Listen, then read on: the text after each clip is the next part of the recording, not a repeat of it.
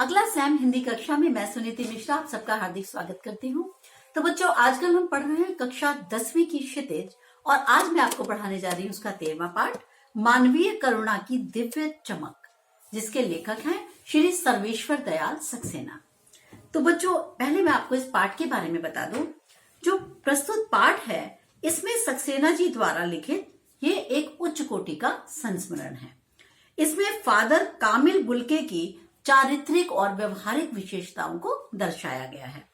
Belgium में जन्मे father Bulcke ऐसी भूमि से भारत आए जो गिरजाघरों, पादरियों, धर्मगुरुओं और संतों की पावन भूमि कही जाती है। आप जानते हैं हमारा भारतवर्ष इसी बात के लिए बहुत प्रसिद्ध है। उन्होंने भारत आने के बाद मृत्यु पर्यंत इसे ही अपना कर्म क्षेत्र बनाए रखा। फादर सन्यासी थे, परंतु पुरानी परंपराओं का अनुसरण करने वाले नहीं थे, बल्कि बहुत आधुनिक विचारों के थे। लेखक और फादर के संबंधों की झलक हमें इस संस्मरण में मिलती है। वे भारतीय संस्कृति में ऐसे रच बस गए कि हिंदी भाषा को राष्ट्रभाषा का दर्जा दिलाने का सराहनीय प्रयास उन्होंने किया। विश्वास भी नहीं होता कि एक बेल्जियम से आया हुआ जो संत है उसने हमारे लिए इतना कुछ किया। ठीक है, तो चलते हैं। अब जो प्रारंभ होती है वो लेखक फादर के निधन पर अफसोस करते हुए ईश्वर से प्रश्न करता है कि जिसके रगों में मिठास भरे अमृत के अलावा कुछ था ही नहीं, उसके लिए ईश्वर ने ऐसी मृत्यु का वरण क्यों किया, यानी ऐसा जहर का विधान क्यों किया। क्योंकि जो फादर थे उनकी मृत्यु हुई थी जहरबाद के कारण, बहुत कठिन यातना सहते हुए। बच्चों, जहरबाद होता है जो गैंग्रीन, एक तरीके का ना जहरीला फोड़ा होता है और बहुत ही कष्ट साध्य फोड़ा होता है। इसमें बहुत ही दर्द हो के बड़ी यातना के बाद वो मृत्यु होती है। काइंड ऑफ कैंसर आप कह सकते हो, जैसे भी। तो ये बहुत दुख की बात है। तो इसलिए लेखक को भगवान से ये शिकायत रही कि इतने अच्छे इंसान को की मृत्यु जहरबाद के कारण कठिन यातना सहते हुए क्यों हुई। जिसने इतनी ममता, इतना अपनापन इस साधु में अपने प्रियजनों के लिए था, फिर उसने फिर ऐसे साधु के लिए इतनी यातना भरी मौत क्यों दी ईश्वर ने।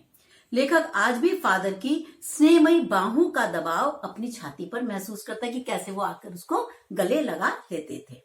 लेखक के लिए फादर बुल्के को याद करना, कह रहा है कि मैं उसको याद करता हूं तो ऐसा लगता है मैं कोई शांत संगीत सुन रहा हूं।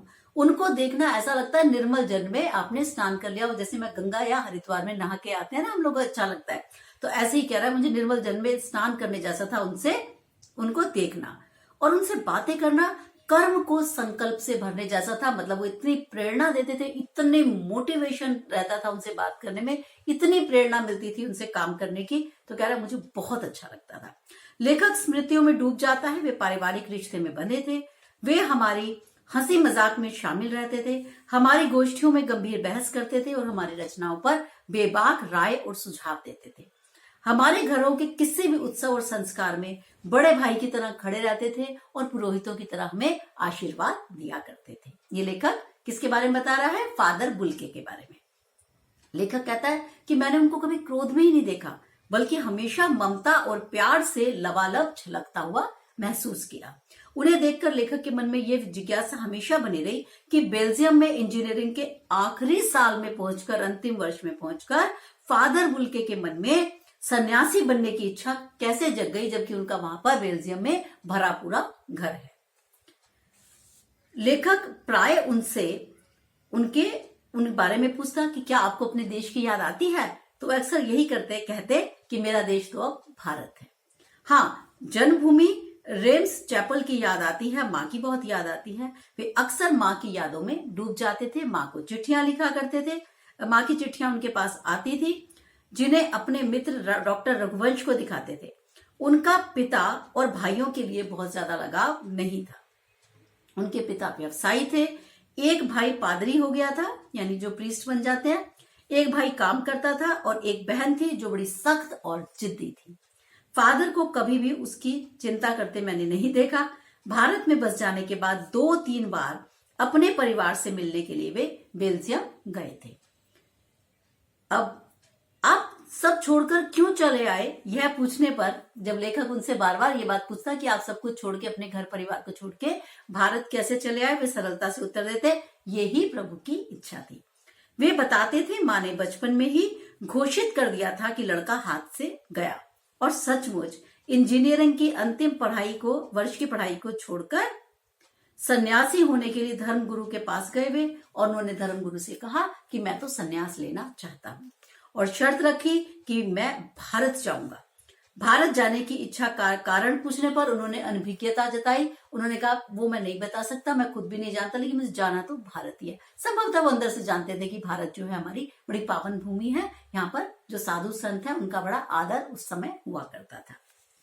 फादर बुल्के ने भारत में आकर जिसेट संघ में धर्माचार की पढ़ाई शुरू की। 9-10 वर्ष दार्जिलिंग में पढ़ते रहे। कोलकाता से बीए और इलाहाबाद से एमए किया। प्रयाग विश्वविद्यालय के हिंदी विभाग में रहकर 1950 ईस्वी में उन्होंने रामकथा, उत्पत्ति और विकास शोध प्रबंध पूरा किया।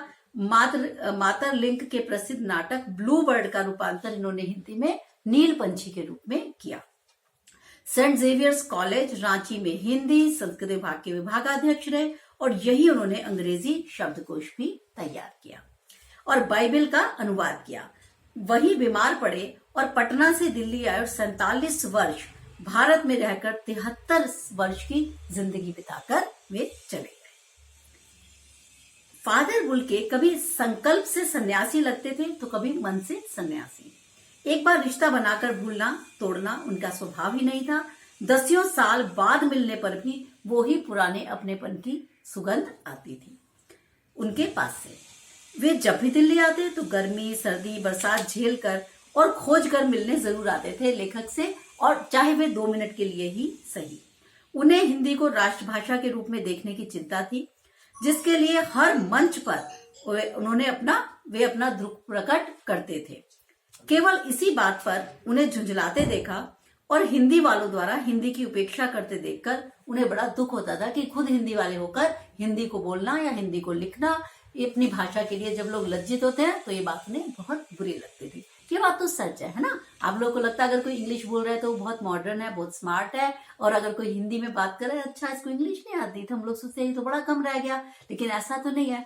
मैं तो इंग्लिश की बिल्कुल भी विरोधी नहीं हूँ, लेकिन उसके बाद भी अपनी भाषा का सम्मान करना मुझे बहुत अच्छा लगता है, और हर किसी को करना भी चाहिए।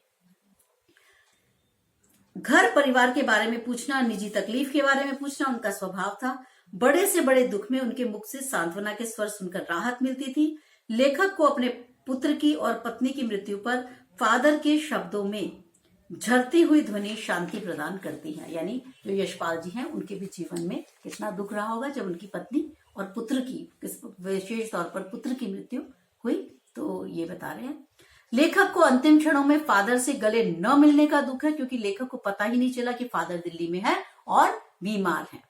जब देखा तो उनका जिस्म ताबूत में पड़ा था। 18 अगस्त 1982 को सुबह कश्मीरी गेट के निकलसन कब्रगाह में उनका ताबूत एक छोटी सी नीली गाड़ी में से उतारा गया, और उतारने वालों में से कुछ पादरी थे, रघुवंश जी का बेटा था, और उनके परिजन राजेश्वर सिंह थे। इस यात्रा में कब्रगाह तक जाने वालों में शैक्षिक संस्थान से जुड़े बड़े बड़े विद्वान भी थे, क्योंकि उन्होंने इतना अच्छा काम किया था तो इतना उनका आदर सम्मान था। इलाहाबाद के प्रसिद्ध विज्ञान शिक्षक डॉक्टर सत्यप्रकाश, डॉक्टर रघुवंश संकरी सड़क की ठंडी उदासी में पहले से खामोश पड़े थे। यानी संकरी होता है मतलब बहुत नैरो, बहुत छोटे उसकी आकार की गली में वहां खड़े थे। मसीही विधि से उनका अंतिम संस्कार हुआ।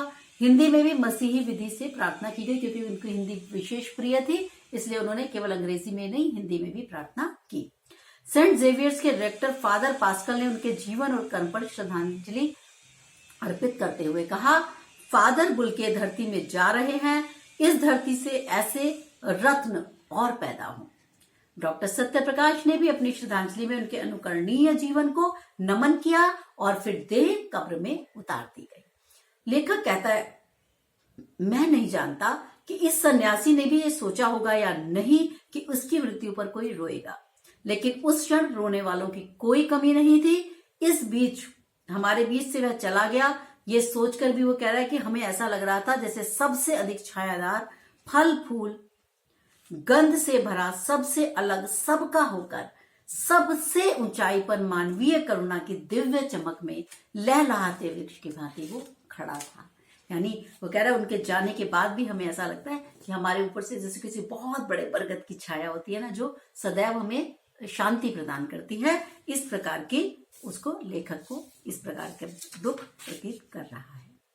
ठीक है, तो आप बच्चों इसका जो है पाठ है ये, कि आप इसके एक दो प्रश्न मैं आपको बता देती हूँ। एक तो ये अच्छे से कर जाइएगा। फादर हिंदी भाषा के प्रति असीम लगाव रखते थे, स्पष्ट कीजिए, इसको कर जाइएगा। और फादर के सांत्वना भरे शब्दों को जादू भरा क्यों कहा गया है। ठीक है, क्योंकि उसको उनसे बात करके महसूस होता था कि मानो उसका दुख कम हो गया हो, जैसे फादर को ये शब्द किसी गहरी तपस्या से मिले हो। तो बच्चों ये था हमारा आज का पाठ। आशा करती हूँ आपको पाठ समझ में आएगा। अब हम मिलेंगे आपको अगले पाठ के साथ। तब तक के लिए मुझे आज्ञा दीजिए। नमस्कार।